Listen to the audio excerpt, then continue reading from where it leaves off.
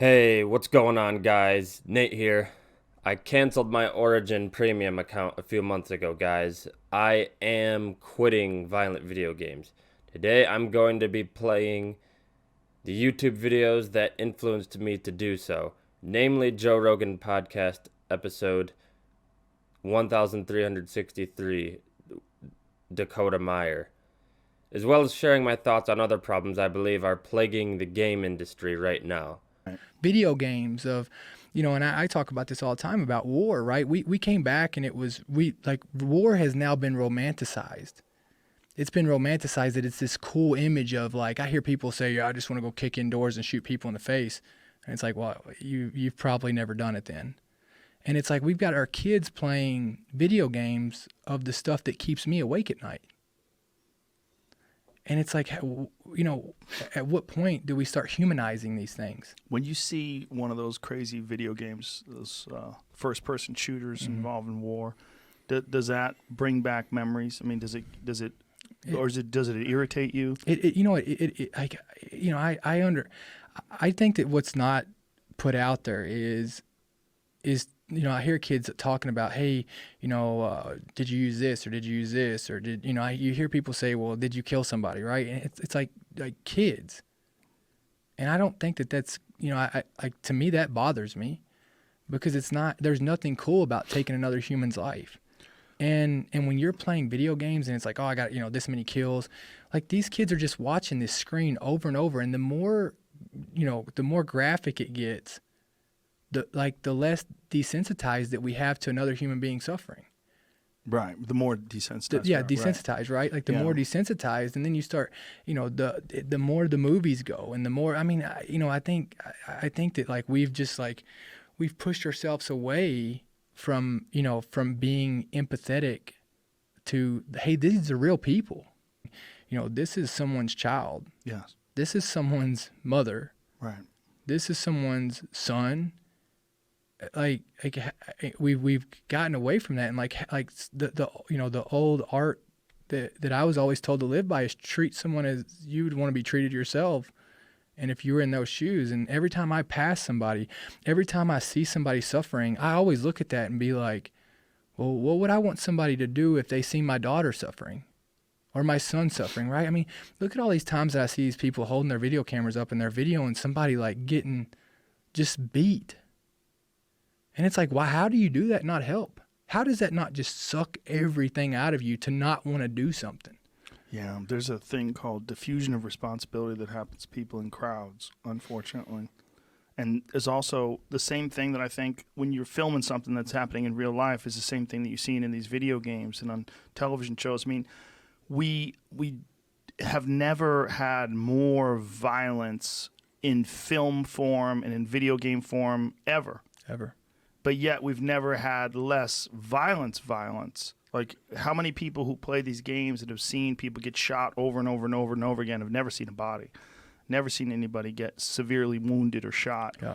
And so to them, getting shot and shooting people is always, it's almost like empty. Mm-hmm. It's like bang, bang, bang. There's the guy. He comes out of the bushes. Bang, bang, bang. You shoot him. Here comes this guy. Bang, bang, bang. You shoot him.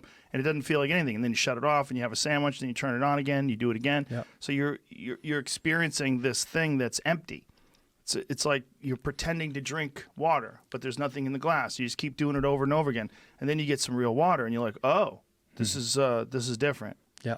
This is different. And that's not even a good. That's a terrible analogy. But the analogy of numbing, that people are numb to this fake violence and have no experience with the real stuff. So they think of the real stuff the same way they think of the fake stuff. They do. And then and sometimes when they see it, they still are numb. They still can't act, right? Like they still don't. It's kind of like imagine, the way I look at it is, you look at all these simulators, like flight simulators. Like, I mean, there's all this virtual reality, right? Of that people are using this for actually training. And so, like, you don't think that it's the same way when you're doing this. And then you got games that come out like Grand Theft Auto. Right. Like where you're just running around and you're shooting hookers, running people over. And running, like, yeah. Like, how has anything positive come from that? Right. How is anything positive? Yeah. It's, we're a weird culture. And then we're weird. You could see all the violence you want. Like, I watched John Wick 3 last night. I finally finished it. Jesus Christ. 3/4 of the way through, I'm like, how many fucking people have they killed? This is so ridiculous. Yeah. It's just a murder fest. It's murder porn. That's what it's like. Murder porn. Isn't it? Kinda. Yeah. But the crazy thing is, like, that kind of violence is unheard of. But yet, you don't show sex. Like, you could show people's brains exploding.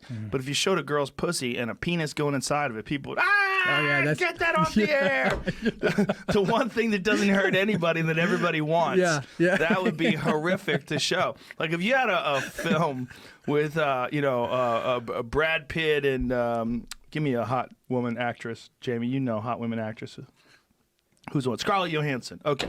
Scarlett Johansson and Brad Pitt have a sex scene, and they actually fucking get after it. Yeah. And you see it, and you see her feet up in the air, and you see him. You'd be like, "What are we watching? Oh yeah. This is crazy."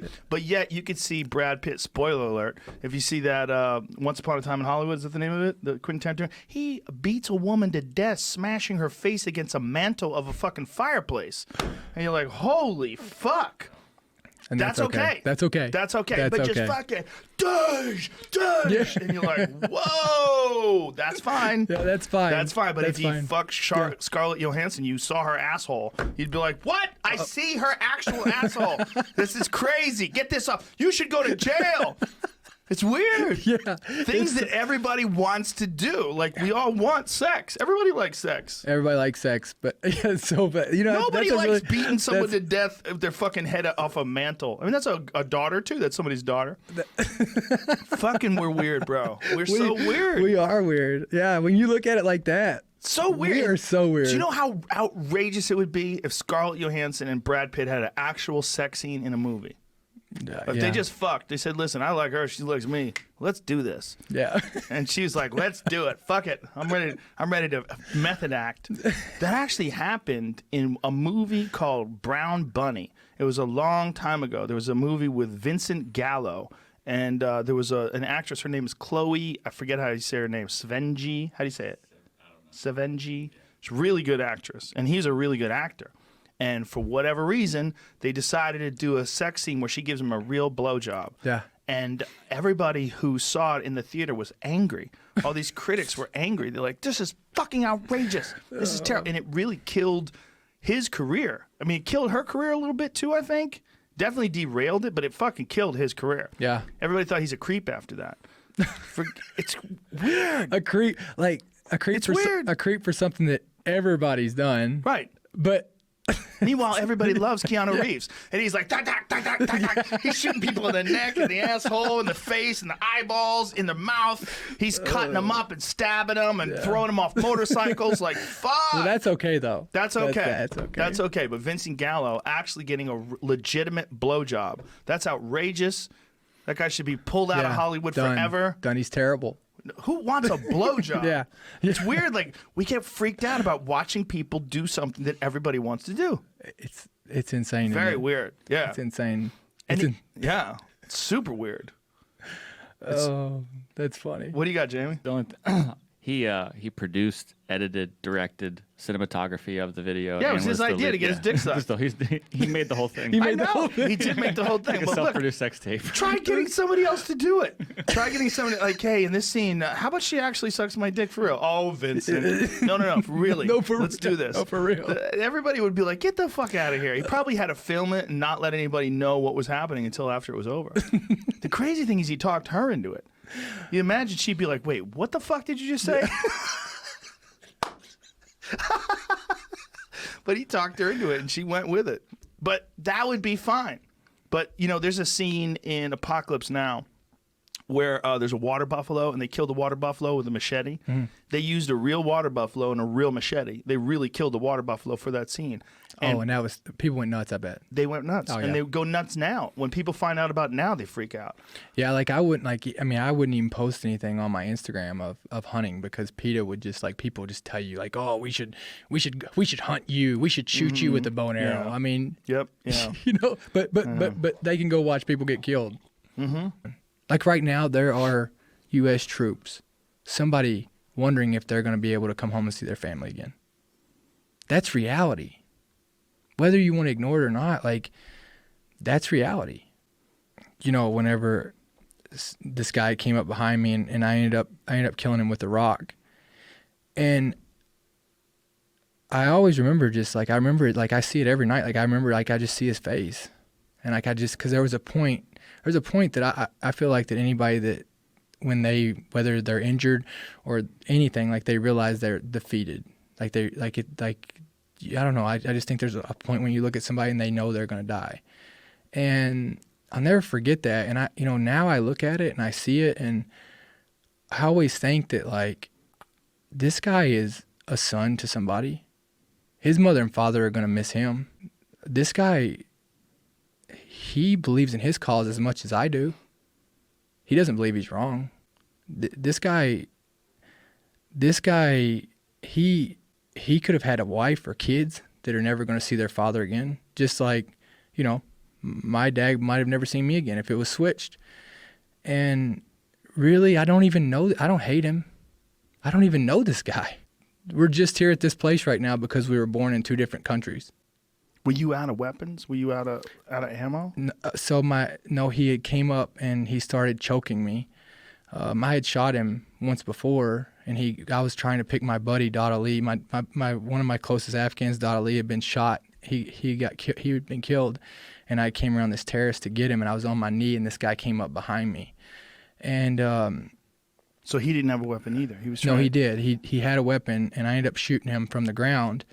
And I thought he was dead when he fell on the ground. And I kind of moved down and got down with Dad Ali because I was still getting shot at from this machine gun up on this hill. And I was trying to make myself small as I could. And this guy ends up coming up and choking me. Like I thought he was dead. And he ends up choking me out. He starts trying to choke me out, and eventually let up a little bit. And I ended up getting around him. And we were fighting back and forth. And I can remember all I was thinking about was, like, don't let his legs get on me. Like, these guys, their legs are, they've been crawling up mountains their whole life. And he was a pretty big dude. And I just remember getting on top of him. Finally got on top of him, and I was rolling on top of him. He didn't have all the gear on, I did. And I remember getting on top of him like I was straddling him, and I'm just reaching up trying to grab for anything I can. And I'm holding him and holding him down with my throat, with my forearm, and I'm just grabbing anything I can. And finally I ended up grabbing a rock, and I just started beating this dude's face in, and I just started beating and beating and beating. And I remember just, like, finally, like, after hitting him, I don't know, 3 or 4 or 5 times, whatever, I remember him, like, finally just kind of looking at me, and, like, just it's like he's like, I'm just looking him in the eyes, like, obviously closer than me to you right now, and you just see you can tell, like, he knows where this is going.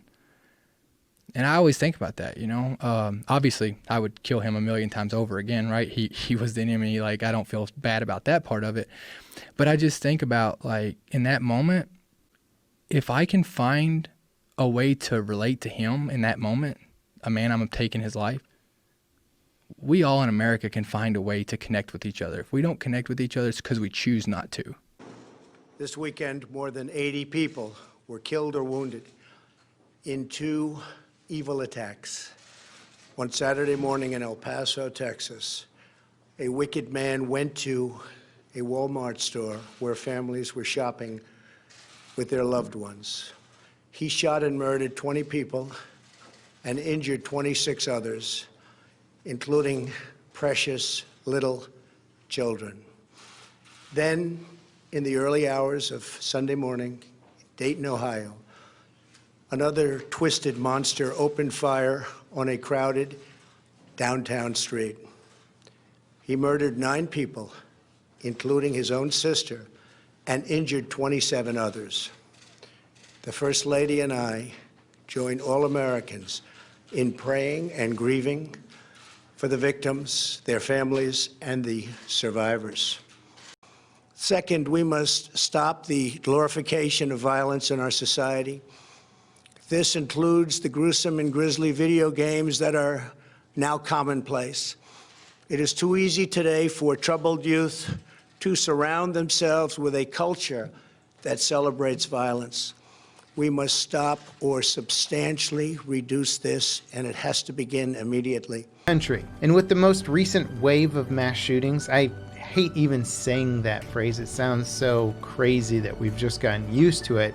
But with the recent one, our House Minority Leader Kevin McCarthy spoke about how video games are dehumanizing individuals.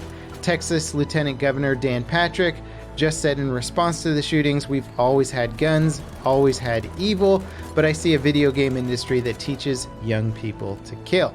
And then, just today, President Trump said, "We must stop the glorification of violence in our society. This includes the gruesome and grisly video games that are now commonplace. It's too easy today for troubled youth to surround themselves with a culture that celebrates violence. We must stop or substantially reduce this, and it has to begin immediately." Some countries, such as Germany, actually have fairly intense censorship policies in their games. Sometimes blood has been turned green, or other levels of gore have been removed before the games are legal in their market. However, because of having online game purchases, many gamers are able just to get the uncensored version that might be available in a neighboring country fairly easily. In China, they also have very strict censorship laws.